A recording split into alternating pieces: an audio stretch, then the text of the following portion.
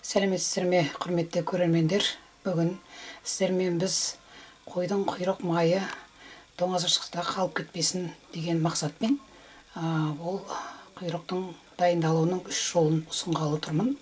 Бірінші жай суға қайнатып жарты сағат пісіріп дәмдеуіштермен малаймыз. Онан кейін келесі мынау пияздың қабығына кейбіреулер пісіріп жатады етті. Сонымен құйрық майды пісіріп көрейін дедім. Сондай қызғыш болады екен әдемі. Пияздың қабығына жарты сағат пісіріп алдық. Содан дайын болатын құйрықтың майы. Онан кейін мынау пісірілген құйрық майды жаңа қызыл бұрышқа малып алдық. Сондай қып-қызыл әдемі болады екен. Үшеуінің де осылай жасалу жолын бүгін көрсеткім келіп тұр сіздерге. Сондықтан сіздерде құйрықтың майын жеп жүрген шығарсыздар, бірақ біз құйрықтың майына көп мән бере бермейміз. Ол мұздатқышымызда қалып кете береді, біреу келсе беріп жібереміз. Ол май ғой деп, негізі бұл қойдың өкпесі, бауыры сияқты бір орган.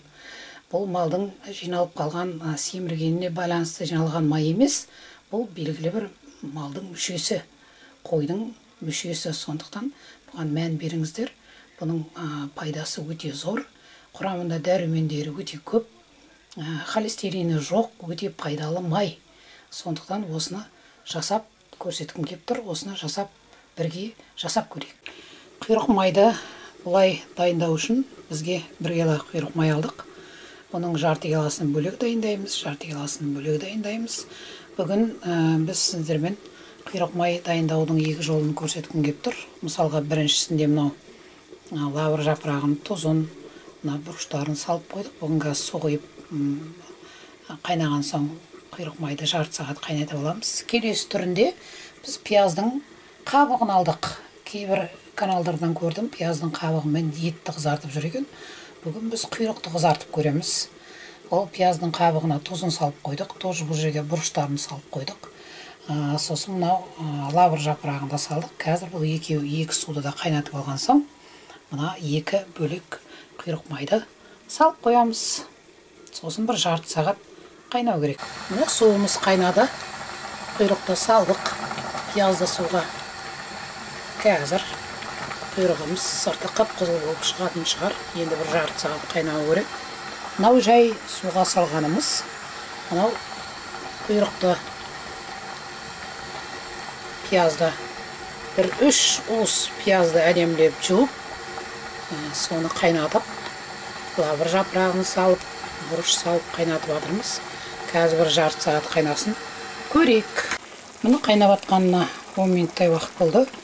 Қараңыз, әдемі қайнап жатыр. Жай. Мынаусын көреміз қазір. Қызарып жатыр ма екен? Қайда құйрық майымыз? Міне, қызарып жатқан сияқты.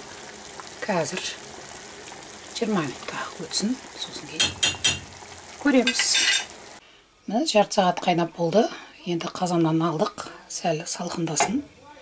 Міне, мынау қызарған түрі, мына пиязымыздың қабықтары жанындағы. Енді қазір салқындасын, сосын көреміз. Міне, ең қызықты сәті енді болады. Мынау жылы күйінде қазір міне шығарып қойдық. Оны қазір әдемілеп сыртын мынау бір сарымсақты майдаладық. Сосын мынау мята дейді ғой, жалбыз, мен жақсы көретін. Райханның несі базилик дейді ғой, сосын мына кальяндр. Соның барлығын қойдық, салып, бәрін қара бұрыш, тұзы бар. Сосын мынау қызыл бұрышқа, тәтті қызыл бұрышқа біреуін майлаймыз, қалғандарын араластырып, қазір жылыдай майлап қоямыз. Міне, дәмдеуіштеріміздің барлығын сарымсаққа қосамыз. Енді осыны сарымсаққа араластырып, әдемілеп, енді осыны мынау жаңа пияздың қабығына піскен құйрық май. Осыны әдемілеп майлаймыз. Сондай керемет болады. Тұзын тағы да осыңыз, бұл тұзға піскен. Піскен кезде тұз салғанбыз, бірақ бәрібір тұзын салыңыз. Себебі май өзіне керекті тұзды алады, артығын алмайды. Бұл бір айта кетерлігі, құйрық май деген бір малдың семіріп, содан болған май емес. Бұл кәдімгі малдың органы, бір мүшесі май деген. Енді мынау кәдімгі суға піскен құйрық майды майлап, әдемілеп,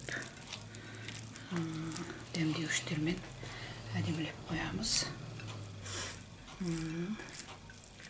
Бұл кәдімгі құйрық май болады. Бұны да дәмдеуіштермен араластырған құйрық май болады. Қазір бұны да майлаймыз. Енді кейбір жерлерден көрдім мен. Осы нені әдемілеп сыртын құйрық майдың, піскен құйрық майды майлап болғасын. Бұны мынау қызыл тәтті бұрышқа салады екен. Сонда бұл әдемі қызыл болып шығады екен. Қазір соны жасап көрейік. Міне көріңіздер. Сонда бір кескен кезде бір әдемі қызыл болып кесіледі. Бұны да жеуге өте ыңғайлы. Бұл бір айда кетерлігі бұл құйрық майда холестерин деген болмайды. Сондықтан бұны жеу керек. Бұл өте пайдалы басқа майларға қарағанда. Сондықтан бұны жеу жүру керек. Міне осыны қазір үшеуін майлап қойдық. Қазір көрем. Міне бәрі дайын болды. Мынау жаңа суда піскені дәмдеуіштермен тұр. Мынау пияздың қабығына піскені дәмдеуіштермен тұр. Мынау жаңа суға пісіп, қызыл бұрышқа оранғаны. Енді бұны тоңазытқышта біраз ұстаймыз. 1-2 сағат, сонан кейін кесіп көреміз. Міне 2 сағат суық жерде тұрды. Енді қараңыз, қандай әдемі болған.